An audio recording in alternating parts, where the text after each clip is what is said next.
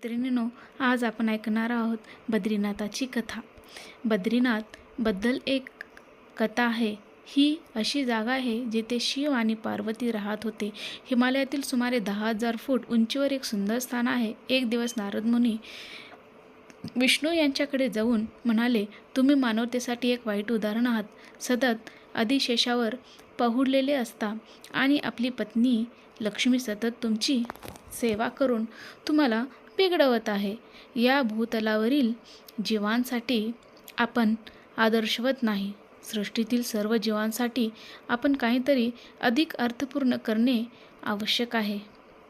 या अशा टीकेपासून वाचण्यासाठी आणि स्वतःच्या उन्नतीसाठी काहीतरी करावे म्हणून विष्णू हिमालयाकडे गेले आणि साधना करण्यासाठी एक योग्य ठिकाण शोधू लागले. तेव्हा त्यांना बद्रीनाथ दिसले. साधनेसाठी हव्या असलेल्या सर्व गोष्टी, एक टुमदार घर, हे असे बद्रीनाथ स्थान होते. पण त्यांना समजले की हे शिवाचे निवासस्थान आहे आणि तो धोकादायक आहे. त्याला राग आता आला तर तो केवळ तुमचा गळाच नव्हे तर स्वतःचा देखील गळा कापून घेईल. म्हणून नारायणांनी बालरूप घेतले आणि ते त्या घरासमोर बसले. विष्णू त्या घरासमोर बसले. शिव आणि पार्वती जे बाहेर गेले होते ते परत आले. आल्यावर त्यांनी दारात रडत असलेला एक लहान मुलगा पाहिला. कळवळून रडणाऱ्या त्या मुलाला पाहून पार्वतीचे मातृसुलभ भावना जागृत झाल्या आणि तिला त्या बाळाला उचलून घेण्यासाठी पुढे केली. शिवाने तिला थांबवले आणि म्हणाले, त्याला स्पर्श करू नकोस. पार्वती, त्याला स्पर्श करू नकोस. पण पार्वती ऐकली नाही. ती म्हणते, तुम्ही असे कसे म्हणू शकता? किती निष्ठुर आहात. शिव म्हणाले, हे बालक काही चांगले वाटत नाहीये. हे स्वतःहून आपल्या दारात कुठून आले बरं?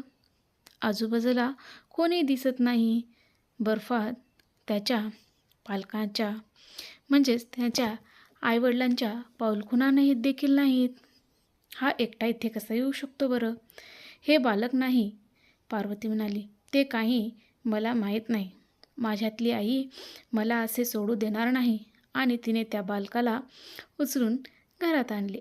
तिने मांडीवर घेतल्याने आता ते बालक शांत झाले होते आणि आनंदाने शिवाकडे पाहत होते. शिवाला या गोष्टीच्या परिणामाची कल्पना होती.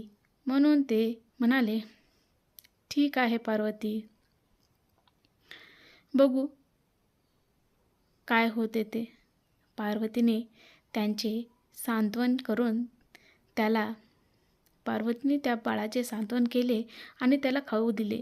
त्याला घरात ठेवून जवळच गरम पाण्याचे झरे असलेल्या ठिकाणी स्नानाला शिवासोबत निघून गेली.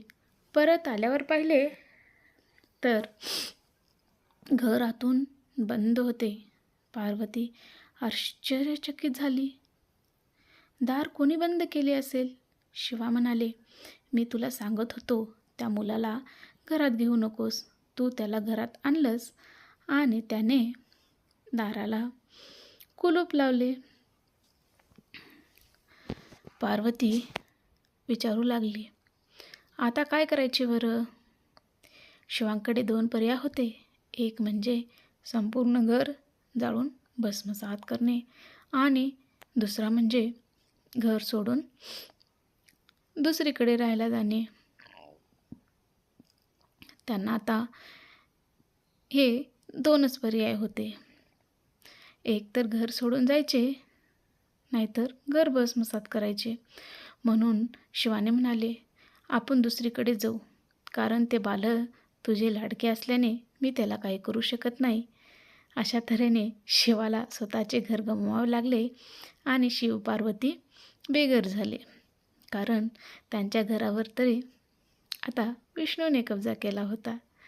आजूबाजूच्या परिसरात राहण्यासाठी योग्य जागेचा शोध घेऊ लागले आणि त्यांना जवळपासच केदारनाथ हे असे छान ठिकाण आवडले आणि ते केदारनाथमध्ये राहू लागले. अशा प्रकारे बद्रीनाथाची कथा पूर्ण झाली. कथा आवडली असेल तर लाईक, कमेंट्स आणि सबस्क्राईब करायला विसरू नका.